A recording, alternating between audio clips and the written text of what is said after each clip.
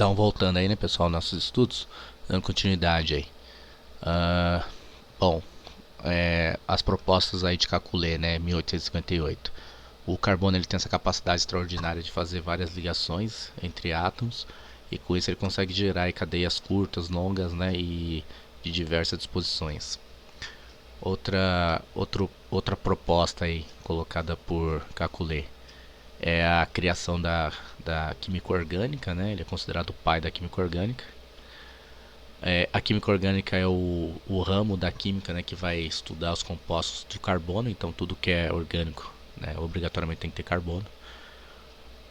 O átomo de carbono, ele pode fazer aí 4 ligações, né, entre as suas valências, sendo então considerada aí tetravalente. E entre essas ligações de carbono, então podemos ter ligações simples, duplas ou triplas ligações, beleza? Um exemplo aqui, né, das propostas de calculeta aqui, então, né? Então, ligações simples, duplas e triplas. Ele também vai falar que quando aparece um heteroátomo na estrutura, né, independente da posição que esse heteroátomo se encontra, a estrutura, né, do composto continua a mesma, tá? Então, o composto ele não muda. E aqui outro exemplo, né? Então, carbono ligado com carbono e outros átomos, ele vai gerar cadeias, né, de diversos tamanhos aí. Ele também vai observar a estrutura, né, do benzeno e ele vai perceber que o benzeno em si, as ligações, né, consideradas pis aqui, elas não estão paradas, né, não estão estáveis, elas estão em ressonância, estão em constante ressonância. Então aquele par de elétrons pi ele está o tempo todo ali se movendo, né, dentro do anel aromático aí. Bom, por falar em ressonância, né, vou falar um pouquinho aí da teoria da ressonância. Então, quando que acontece a ressonância? A ressonância ela acontece quando temos elétrons deslocalizados aqui no caso. Quando a gente tem elétrons localizados, né, esse processo de ressonância ele não acontece. Então, aqui um exemplo, né, elétrons localizados, então não ocorre a ressonância. E quando a gente tem então elétrons deslocalizados, esses elétrons, né, a gente entende que ele está vagando por regiões particulares, né, entre três átomos no caso aqui. Então, quando esses elétrons eles estão presentes em três casos de átomos, né, por exemplo, eles estão, por exemplo, em ressonância, né? E aí quer dizer que ele não está parado, ele está se movimentando, né? E está fazendo uma divisória na nuvem aqui, então está tendo um equilíbrio na nuvem eletrônica aqui dentro da estrutura molecular. Aqui mais exemplos, né? Então, o elétron aqui ele pode se mover dentro da estrutura, então ele pode trocar posição aqui com a carga positiva, por exemplo, né? Então aqui a carga positiva está trocando aí posição com a ligação π. Pode ser também um par de elétrons que se move, né, dentro de uma estrutura, então pode ter um movimento aí de um único elétron, um par de elétrons ou a troca, né, da ligação positiva aqui com a ligação π. Então aqui a ressonância, né, mais uma vez sendo mostrada aí do benzeno. E só uma observação, aqui está a formação, né, como ele está mostrando aqui na ressonância aí de um formaldeído. Eu peguei aqui o exemplo da formação do metanol, né, o formol, no geral. Então o formol ele é adquirido por meio da oxidação do metanol, né, tá aqui. O metanol ele passa por um processo aí de oxidação, né, com injeção de hidrogênio, gás hidrogênio, monóxido de carbono e dióxido de carbono, em meio a um catalisador aqui, que pode ser a prata ou ferro. Aí vai formar aqui o formol. Bom, dentro da teoria de ressonância, né, como é que a gente desenha, né, essa estrutura de ressonância? Né? Vale lembrar que isso aqui é ilustrativo. Então a gente tem lá alguns pontos, né, que precisam ser observados. Então só elétrons se movem. Então para eu ter ressonância só os elétrons se movem, né? A gente não mexe lá com nêutrons, prótons e também não tem movimentação de átomos. Então só os elétrons aqui estão se movendo. A gente tem a movimentação de elétrons π, né, e pares de elétrons não compartilhados. Então somente os elétrons π e pares de elétrons que estão se movendo, né? Eles estão se movendo aí, compartilhados ou não. O número total de elétrons na molécula não muda, então está tendo a ressonância aí dentro da estrutura, então não quer dizer que os elétrons estão sumindo ou aparecendo, tá? Então o número de elétrons aqui ele permanece constante, beleza? E o número de elétrons emparelhados e desemparelhados, eles também não mudam. Então a gente tem aqui, né, um exemplo, né? Elétrons emparelhados eles permanecem os mesmos e desemparelhados também permanecem os mesmos. Então aqui ele tem um total de 6 elétrons, de 4 elétrons, então eles permanecem 4 elétrons, beleza?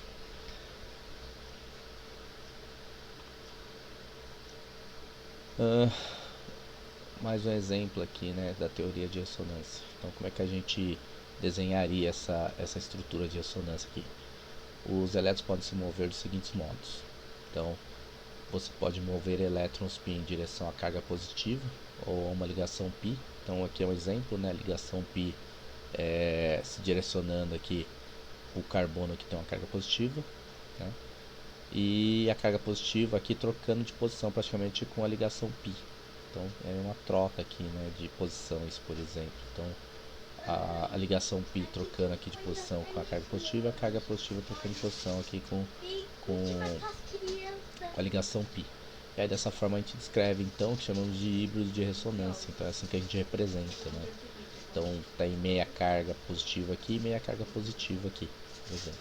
Então, sinal que está se movendo essas cargas aí dentro da estrutura, que pode ser tanto positivo como negativo. Os elétrons podem ser movidos desse seguinte modo também, né? Podemos mover par de elétrons, né, no caso aqui, né, não compartilhados em direção à ligação π. Então é o que está acontecendo aqui, né? Então eu tenho um par de elétrons que vai ser movido aqui para essa estrutura, formando a ligação π, e aí a ligação π gerando aqui o parzinho de elétrons, né? E aí vai fazendo a troca de posição aqui. Então constante ressonância aqui, né, como é mostrado aqui no GIF, e aqui também. Então vai trocando aqui, né, vai gerando aqui a ligação aqui π, e aí formando aqui, né, o parzinho de elétrons com carga negativa. A gente pode mover também um único elétron não ligante, né, em direção à ligação π. Então é o que está acontecendo aqui, né? Então tem um elétron, né, sendo direcionado aí à ligação π, por exemplo, né, formando aqui a ligação π, deslocando a ligação π aqui, formando um elétron desemparelhado, por exemplo. E pode acontecer também, né, em um caso específico, um tipo de cisão homolítica que a gente fala. Então quando a gente tem uma cisão homolítica, cada parte aqui da molécula que é, vamos dizer assim, fracionada, né? Essa cisão quer dizer uma divisão, então que é dividida, cada parte aqui da molécula fica com um elétron, por exemplo. Então aqui numa cisão heterolítica alguém perde o elétron, né, e alguém fica com excesso de elétron. Aqui você tem uma divisão dos elétrons, e aí com isso a gente forma um radical livre. E aí com esse radical livre também a gente tem, dependendo da cadeia aqui, a gente também tem a formação da ressonância, né? Então o elétron aqui ele entra aqui na ligação, formando a ligação π, né, com o deslocamento aqui da ligação π, e ele acaba gerando aqui, né, por exemplo, na extremidade da molécula, o radical livre, o elétron para formar, né, o radical livre, né, seria lá o elétron isolado que a gente fala. Ainda, né, desenhando a estrutura da ressonância, então a gente sabe, né, que o elétron está em ressonância aí constantemente dentro da molécula, então a gente representa dessa forma aqui, né, a gente chama isso de híbrido de ressonância, né, quer dizer que ele está ali em ressonância constante, né, está tendo um equilíbrio ali dentro da estrutura da molécula. E outro exemplo, né, que a gente já tinha visto, então a ligação π ela se desloca, né, pegando aqui a posição da ligação positiva, e a ligação positiva pega a posição aí da ligação π. Então o sinal é que eles estão constantemente aí, né, em ressonância. A gente chama isso aqui de híbrido de ressonância. Então seria aqui um equilíbrio de cargas, né, uma distribuição de cargas aqui, né, da nuvem eletrônica. Então eu vou entender que eu tenho meia carga positiva aqui e meia carga positiva aqui. Aqui, ó, mais um exemplo, né?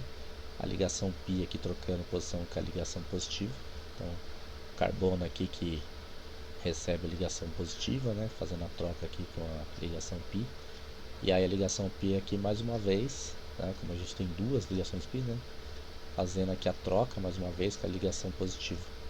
Então aqui, carbono recebendo aqui a carga positiva, aí mudando de posição aqui com a ligação π. Então, como esses três carbonos, né, eles fazem essa troca entre a ligação π e a carga positiva, então o tipo de híbrido de ressonância que a gente tem, né, seria entre esses 5 carbonos aqui, por exemplo. E aí, como esses três que são responsáveis para fazer a ressonância, seria lá os contribuintes de ressonância, então eles ficam com meia carga, vamos dizer assim, meia carga de elétrons positivo aqui, meia carga positiva.